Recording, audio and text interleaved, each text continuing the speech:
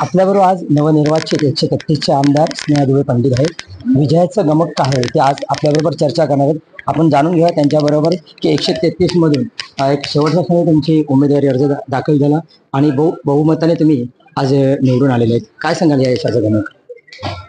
वसईच्या परिवर्तनाची लढाई ही वसईतल्या जनतेने सुरू केली होती आणि ह्या यशाचं श्रेय हे वसईतल्या सर्व जनतेला, वसईतल्या मतदारांना आणि महायुतीच्या प्रत्येक कार्यकर्त्याला, ज्यांनी दिवस रात्र मेहनत करून हा विजय खेचून आणलेला आहे, त्या सर्वांना जातं.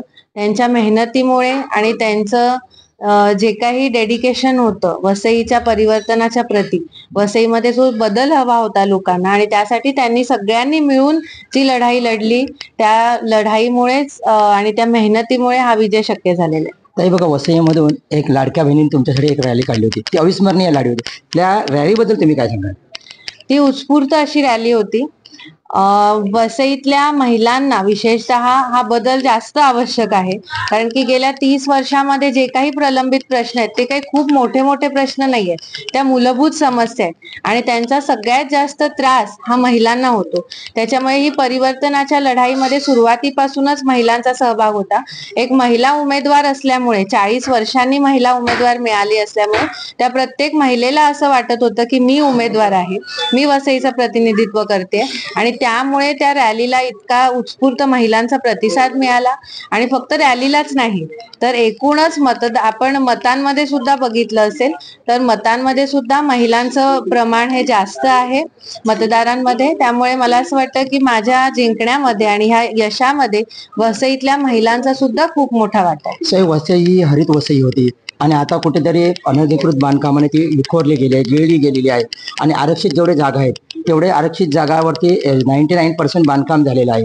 तुम्ही त्याच दिवशी तुमच्या एका भाषणामध्ये पहिलाच बोलला होतात की जे कब्रस्तानचा पण विषय होता तो आता आपण उठवून धरणार आहोत आणि माझ्या छातड्यावरून जरी रॅली गेली तरी चालेल किंवा गोळ्या चालल्या तरी चालतील, पण तो मी प्रश्न उठवून घेणार आहे निवडून आल्यानंतर. त्याबद्दल काय सांगाल? बघा, अनधिकृत बांधकाम हा वसईच्या समोर खूप मोठा प्रश्न आहे आणि मी त्यावेळेलाही म्हटलं होतं की प्रश्न फक्त कब्रिस्तानचा नाहीये, हा कुठचा कम्युनल विषय नाहीये, विषय अवैध कब्रिस्तानचा होता, म्हणजेच अनधिकृत कब्रिस्तानचा होता.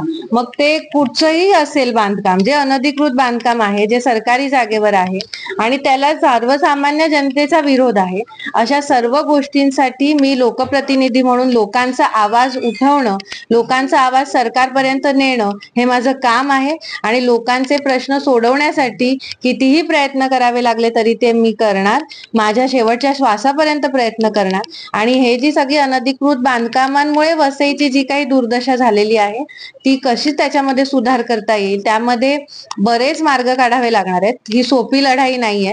त्यामुळे महायुतीच्या सरकारमधले आमचे वरिष्ठ नेते असतील, मोदीजी असतील, तिथे केंद्रामधले वरिष्ठ नेते असतील, त्या सगळ्यांच्या मार्गदर्शनाने वसईचा सुनियोजित विकास कसा करता येईल याकडे आम्ही लक्ष देणार. वसई तालुक्यातली जी 35 वर्षे सत्ता होती ती मी उलटापाठ केलेली आहेत आणि त्यामुळे विजय हा फार सोपा नव्हता, पण तो तुम्ही सोपा करून दाखवला आहे.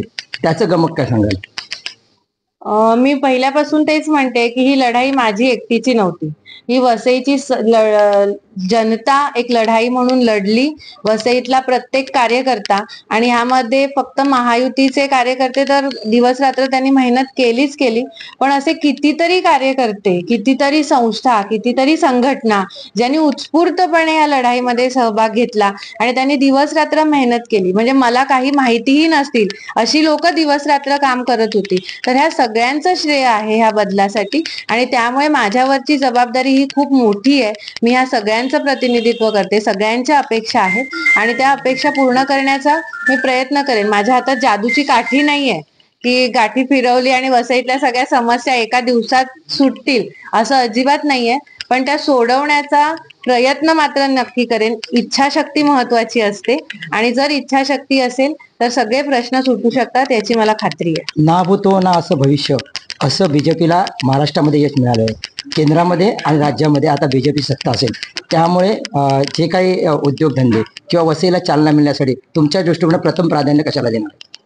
प्रथम प्राधान्य वसईतल्या मूलभूत सोयी सुविधा सुधारण्याकडे असणार आहे. त्या सोयी सुविधा लोकांना मिळाल्या पाहिजे आणि त्यानंतर वसईचा सुनियोजित विकास. मग त्यासाठी वसईच्या हरित वसई टिकवून वसईच्या पर्यटनाचा विकास असेल, वसईमध्ये रोजगार निर्मिती असेल, वसईमध्ये मेट्रो असेल, लोकल ट्रेन्सची फ्रिक्वेन्सी वाढवण्यासाठीचे प्रयत्न असतील आणि त्याचं वसईतलं इन्फ्रास्ट्रक्चर सुधारण्याची असेल. खूप मोठं ट्रॅफिकची मोठी समस्या आव्हान आहे. ट्रॅफिकचं मोठं आहे. ईस्ट वेस्टचे ब्रिजेस आहेत. खूप मोठं आव्हान आहे.